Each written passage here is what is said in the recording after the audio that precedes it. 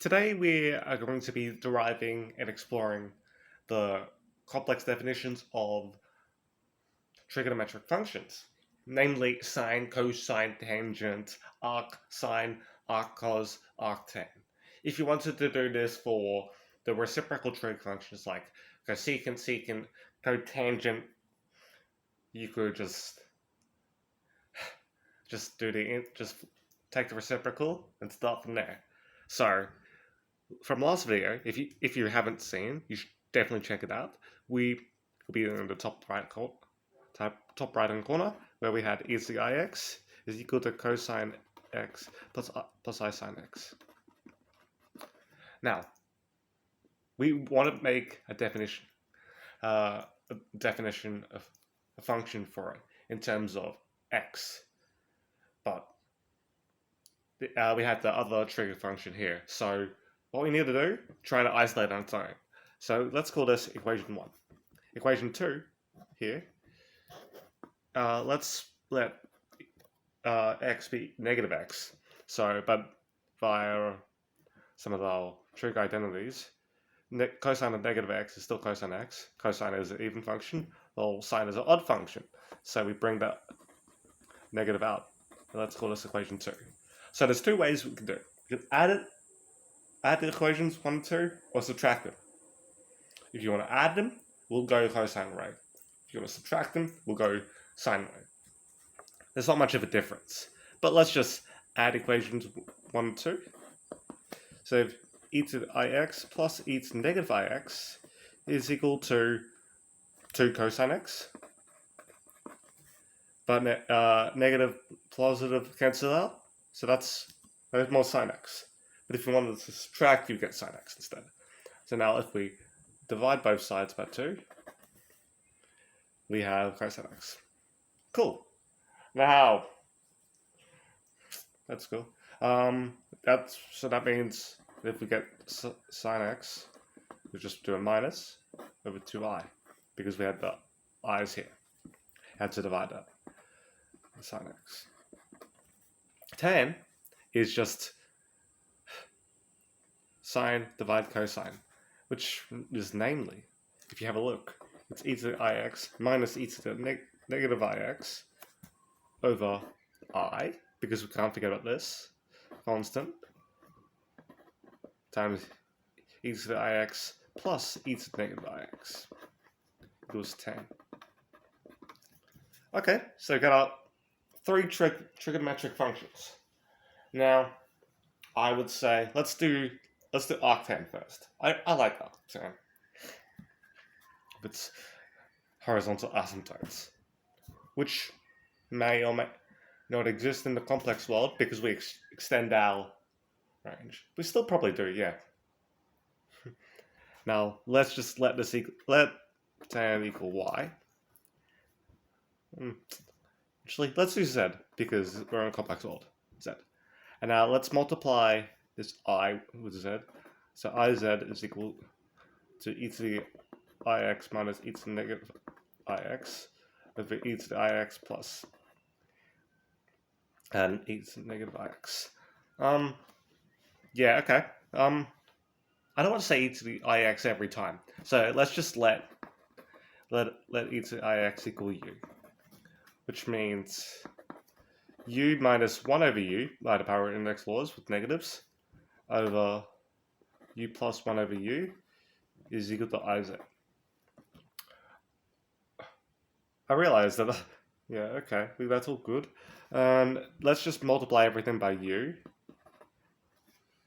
in a fraction, so that which we get u squared minus 1 over u squared plus 1 is equal to iz. And now we multiply the denominator, the u squared plus, yep, and that's equal to u squared minus 1.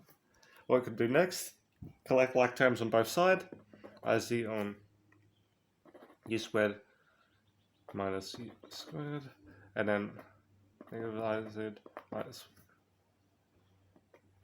Okay. Now let's factor. Minus 1 is negative Yeah, it's just z plus 1. Now let's try to find u squared on its own. So let's just divide.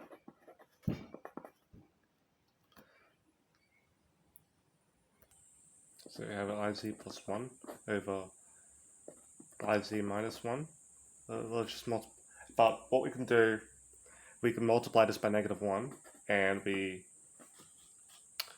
rewrite this as 1 minus iz. Now, if we go back to what is u? U is e to the x. Hence, we have 2 e to the ix is equal to iz plus 1 over 1 minus iz. Well, I'll save you the trouble, but we can multiply by the conjugate of this, which is nicely I minus z over I plus z. But now if we take the natural log to remove the e and divide 2i, we will get arctan of z is equal to 1 over 2i. If you want, you can multiply it by negative I. Multiply by I to get a negative if you want. But then you have the natural log of 1 I minus z over I plus z. Okay, that's cool. But now what about sine and cosine? But then given back up here, it looked very similar. I'll show you how to do sine. Now, e to the ix minus e to the negative ix over 2i is equal to, let's call this, we call it z. Okay. Now, what we can do is we just multiply the denominator, and then we can multiply everything by e to the ix. So we can do something similar, because we don't want this negative exponent here. So, let's do all that in one line. Minus 1 is equal to 2iz times e to the ix. But now we have a quadratic equation in terms of e to the ix. So, because of the squared here, you have this -1. But let's just write this out in standard form first. Squared minus 2iz e to the ix minus 1 is equal to 0. So this is a quadratic equation, and we can use the quadratic formula. So, e to the ix is equal to negative b, which is 2iz, plus minus the square root of b squared minus 4ac. But what is b? Okay, 4i squared minus what a is 1, c is -1. So we add 4. And it's all over 2. Okay. What's the next step? Well, we can see here, let's expand this bracket here. That's 4i squared is -1, and then you have z squared. Okay. We can rearrange the square root to 4 minus 4c squared. And then we can factor this 4 out. We have 2 times the square root of 1 minus z squared. Which, a square root of 1 minus z squared, that seems very similar to our trig ratios. If you wanted to, if you rearrange a triangle with sine, like sine of theta is equal to x over 1, you could get some rearranging for inverse trig with in terms of algebraic expressions. Yeah, that seems very familiar. And now, if we divide everything by 2, because we see that's a common term, iz plus minus square root of 1 minus z squared is equal to e to the ix. Now, if we take the natural log and divide by I, we will get arcsin of z is equal to whatever I, ln of I sine plus minus square root of z squared. 1 minus z squared. But if you want, we could just take the principal one and just focus about the plus. If you want to do the minus sign, that's perfectly okay. Because what we can see, complex values from natural complex logarithm is a multi-valued function.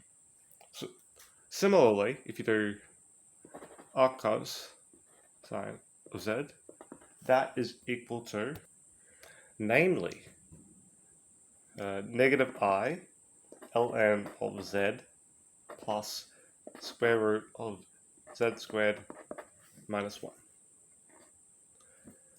So we have arcsine, arccos, all in terms of z. And this is the complex definitions of inverse trigonometric functions and trigonometric functions. I hope you found something useful today, and thank you for watching.